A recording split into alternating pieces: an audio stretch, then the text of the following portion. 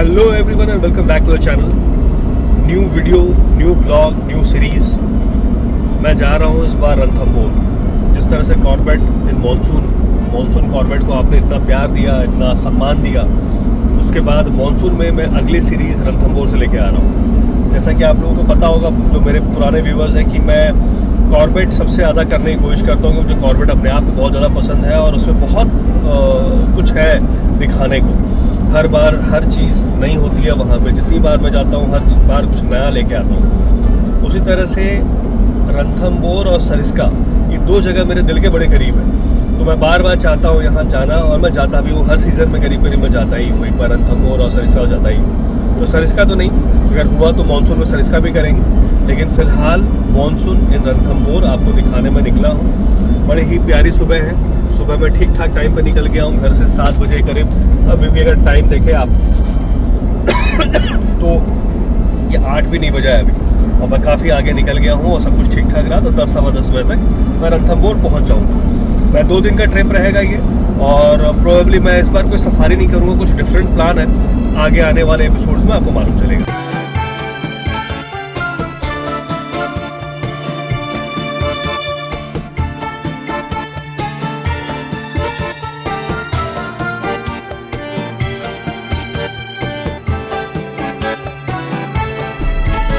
बड़ी ही smoothly ride करते हुए मैं जयपुर से टोंक तक आ गया। ये टोंक बाईपास का जगह है, और यहाँ से राइट हैंड साइड अगर आप चले जाएं, मतलब ये जो पुल है, अगर इसको मैंने छोड़ दिया है यहाँ से, अब ये राइट हैंड साइड में चला जाता हूँ जहाँ से ट्रक आ रहा है, तो मैं टोंक चला जाऊँगा। और मैं लेफ़्ट ले रहा हूँ रास्ता, ये दौसा की तरफ रास्ता जा रहा है, लेकिन बेसिकली मुझे दौसा भी नहीं जाना है, थोड़ा आगे जाना है इस सड़क पे, और वहाँ के बाद फिर मुंबई एक्सप्रेसवे में मुझे चढ़ जाना है। तो अब रणथंभौर पहुँचना जयपुर से काफ़ी आसान हो गया है। हालांकि 3 घंटे का रास्ता, सवा 3 घंटे का रास्ता अभी भी है, लेकिन अब आपको दिक्कत नहीं होगा, स्मूथ राइड होगी, कहीं पे भी ट्रैफिक कुछ खास नहीं मिलेगा, और एक्सप्रेसवे होने के कारण आप बड़ी आसानी से जा सकते हैं। हालांकि जो पुराना रास्ता था वो भी है अभी, आप उससे भी जा सकते हैं, लेकिन अच्छा रहता है कि आप एक्सप्रेसवे से जाएं। आपका समय की बचत होती है और आपको अच्छी फैसिलिटीज़ भी मिलती है आसपास सड़क के किनारे। अभी तक जिस सड़क पे मैं चल रहा था वो 4 लेन डिवाइडर वाली सड़क थी। ये थोड़ा सा सिंगल लेन आया है। सिंगल लेन मतलब कि डबल लेन वाला विदाउट डिवाइडर। अभी थोड़ी देर के बाद वापस से मैं एक्सप्रेस पे आ जाऊंगा, तो फिर वो वापस से 8 लेन हो जाएगी।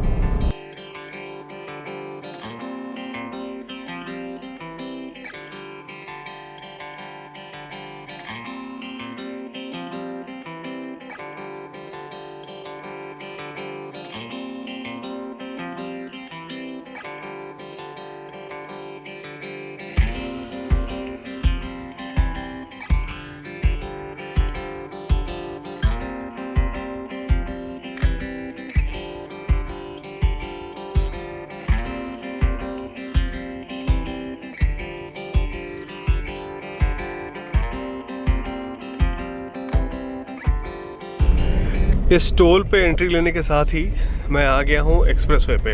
ये मुंबई एक्सप्रेसवे है, दिल्ली की तरफ से आ रही है और मुंबई तक जा रही है। और अब इसका निर्माण कार्य जो है वो पूरी तरह से कंप्लीट हो गया है। और वैसे काफ़ी पहले से मैं रणथंभौर एक्सप्रेसवे से आ रहा था, तो ये 8 लेन एक्सप्रेसवे है। मैं दिल्ली जयपुर तो कई बार चला हूँ, और कई बार मैं रणथंभौर के लिए भी इस रूट को इस्तेमाल करता हूँ। पहले, मतलब आज से 1.5 साल पहले तक जब मैं यूज़ कर रहा था, तो आसपास रेस्ट एरिया काफ़ी कम होते थे इस वाले रूट पे। लास्ट टाइम मैं जब था तो मैंने देखा था कि एक रेस्ट एरिया तो यहाँ बन गया था, कंप्लीट हो गया था। अभी आगे इस बार मैं आपको और दिखा दूंगा, बता दूंगा कि कितने सारे रेस्ट एरिया और बन गए हैं। सवाई माधोपुर 76 किलोमीटर्स दिख रहा है यहाँ से, और मुझे लगता है कि ये 76 किलोमीटर की दूरी जो है करीब करीब मैं 1.5 घंटे में कंप्लीट कर लूँगा।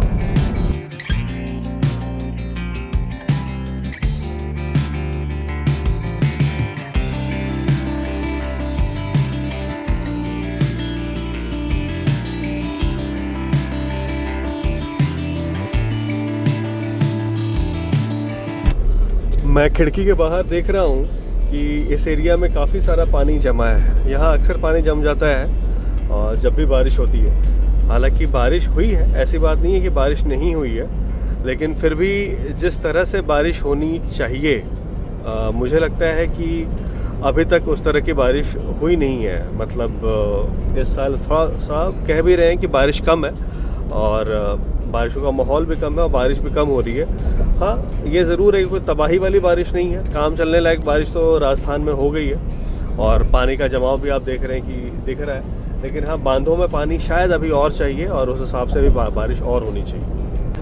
एक और बात, कई सब सारे हमारे व्यूअर्स जो है, भाई बहन जो है, वो ये कहते हैं कि भाई आपको क्या पता कि बारिश से कितनी तबाही हो रही है या क्या हो रहा है, यहाँ ऐसे बाढ़ आ गया, वहाँ वो आ गया। देखो, आप सही कह रहे हैं। कई बार हम अपनी जगह पे बैठ के दूसरे लोकेशंस के बारे में टिप्पणी तो कर देते हैं, लेकिन हमें एक्चुअल पता नहीं होता है कि वहाँ पे क्या स्थिति है, कैसे क्या है। जैसे इस बार सूरत में, गुजरात में बाढ़ आया है ना, और वो बाढ़ जो है मतलब एक्सपेक्टेड नहीं होता है कि ऐसी जगहों पे बाढ़ आएगा। लेकिन मैं आपको एक बात बता रहा हूँ कि इस तरह के बाढ़ का या प्राकृतिक आपदा का मुख्य कारण जो है वो हम हैं, हम खुद हैं। जिस तरह से हम बेपनाह प्लास्टिक यूज़ करते हैं और प्लास्टिक को हम सड़कों पे फेंकते हैं, नालियों में फेंकते हैं, नाली जाम होते हैं, नदी जो है, नदी नाले जो हैं, छोटे बड़े जो नदी नाले होते हैं शहरों के आसपास, वो जाम हो जाते हैं, ब्लॉक होते हैं सारे रास्ते।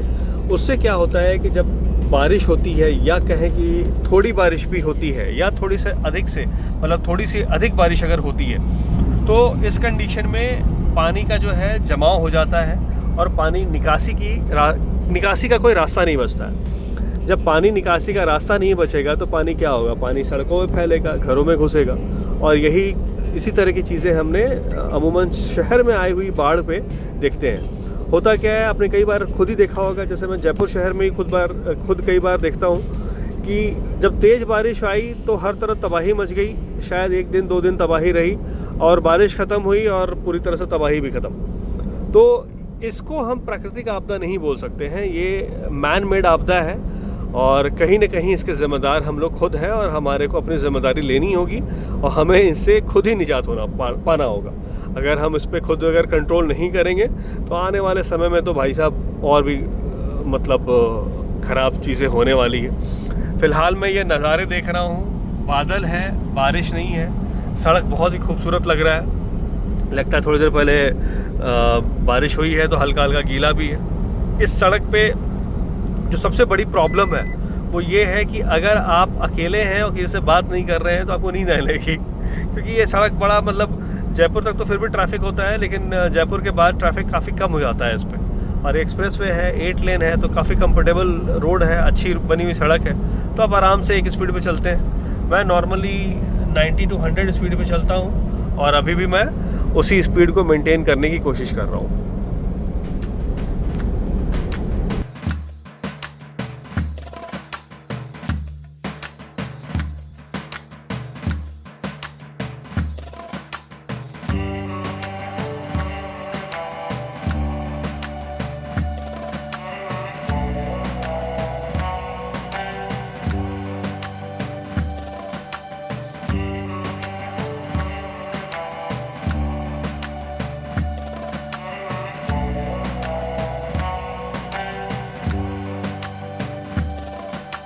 आप जैसे ही सवाई माधोपुर के नज़दीक पहुंचते हैं, इस तरह से अमरूद के बगीचे आपको दिखने लग जाएंगे। सबसे ज़्यादा अमरूद की खेती पूरे देश में सवाई माधोपुर के इलाके में ही होती है, या ये यूँ कहें कि एक ख़ास किस्म की अमरूद की खेती सवाई माधोपुर में होती है।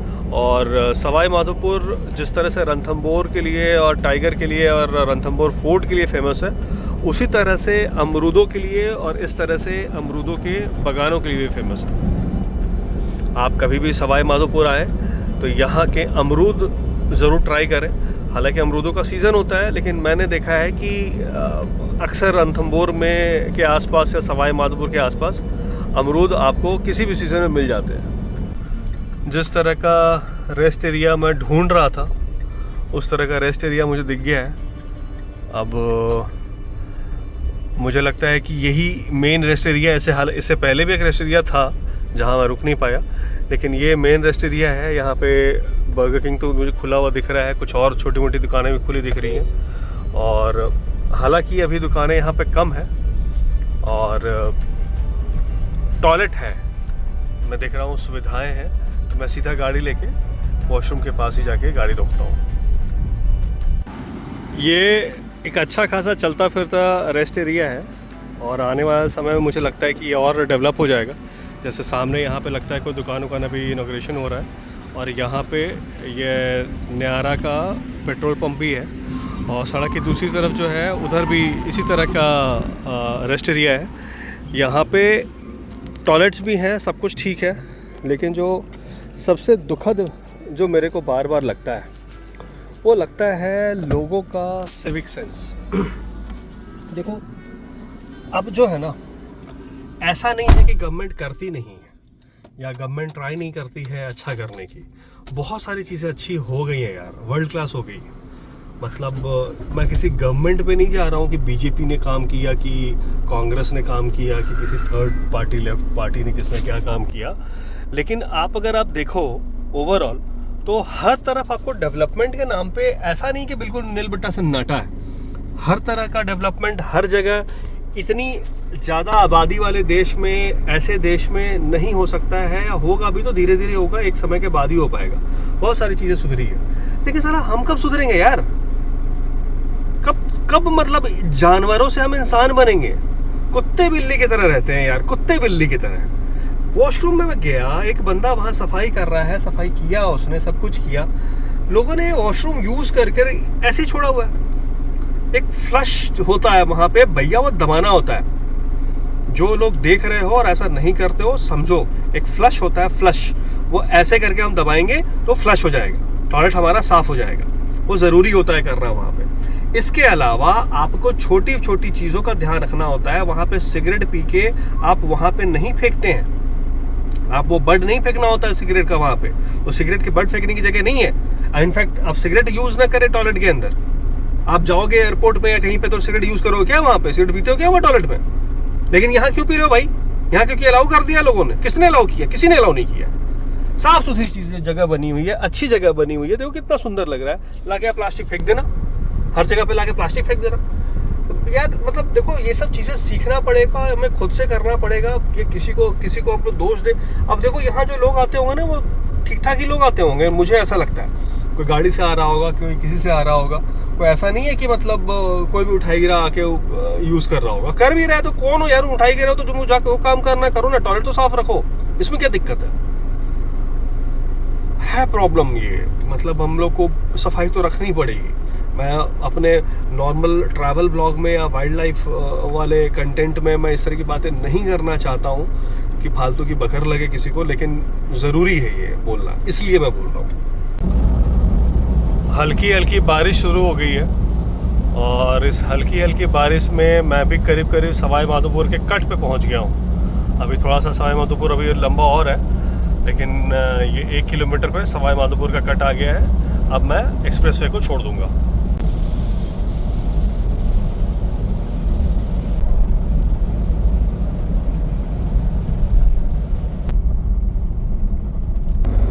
रणथंभौर पहुंच गया हूं मैं।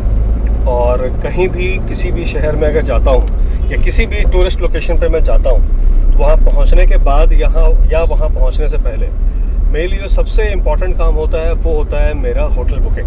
क्योंकि अगर होटल आपके बजट में और आपके कंफर्ट में अगर ना हो तो आपको घूमने का मज़ा नहीं आता है। क्योंकि अल्टीमेटली वही वो जगह होती है जहाँ पे आप, जो आपका घर होता है आने वाले 1 दिन 2 दिन के लिए। जैसे मैं यहाँ आज 1 दिन के लिए आया हूँ, तो मेरे लिए मेरा होटल बुकिंग बहुत इंपॉर्टेंट है। मैं अपनी होटल बुकिंग करता हूँ गेट सेट यो से। गेट सेट यो में बुकिंग करना बड़ा आसान है। एक लिंक है, एक आप ऐप के थ्रू भी कर सकते हैं, लिंक के थ्रू भी कर सकते हैं। और उस पर जाने के बाद आप अपना लोकेशन सेलेक्ट करते हैं, कितने रूम की बुकिंग है वो सेलेक्ट करते हैं, और आप प्राइस तय करते हैं कि किस लेवल के बजट में आपको चाहिए। जैसे मैं बजट ट्रैवलर हूँ तो मैं 2500, 3000, 2000 तक का होटल देखता हूँ।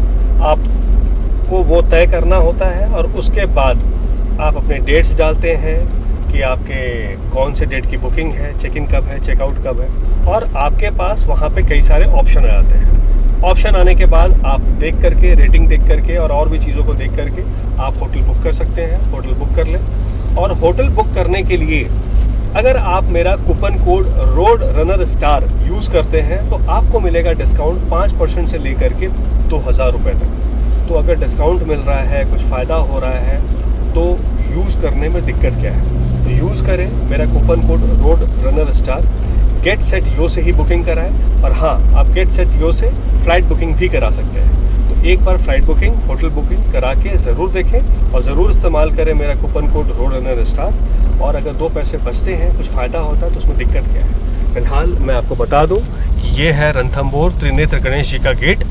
और इस गेट के अंदर से बारिश हो रही है, अभी हल्की हल्की क्या, ठीक ठाक ही बारिश हो रही है, तेज़ बारिश हो रही है। और इस गेट के अंदर एंटर करने के साथ ही आप त्रिनेत्र गणेश जी द्वार में आप एंटर कर जाते हैं और आप रणथंभौर पहुंच जाते हैं।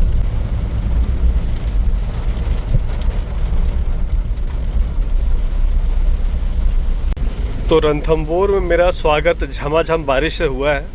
तो आप रणथंभौर मानसून सीरीज़ देख रहे हैं और मैं उम्मीद करता हूं कि आपको ये सीरीज़ पसंद आ रही होगी, अभी तक का एपिसोड आपको पसंद आया होगा। और ये बारिश में जो रणथंभौर अभी आप देखने वाले हैं वो भी आपको पसंद आएगा। और कई सारी चीज़ें हैं बताने की, कई सारी ऐसी चीज़ें हैं इस बार सीरीज़ में जो आप नॉर्मली रणथंभौर वाली सीरीज़ में आपने नहीं देखी होगी। वो चीज़ मैं दिखाने की इस बार कोशिश करने वाला हूँ। पिछले सीरीज़ की तरह इस सीरीज़ को भी प्यार दें, सम्मान दें और व्लॉग्स को एंजॉय ज़रूर करें। आपके कोई भी सजेशंस होते हैं तो आप कमेंट बॉक्स में ज़रूर लिखा करें, मुझे डीएम किया करें मेरे इंस्टाग्राम आईडी पे रोड रनर स्टार 1 पे। और हम उस पर बातें भी कर सकते हैं। आपके सजेशंस को, आपके कंप्लेंट्स को मैं हमेशा वेलकम करता हूं।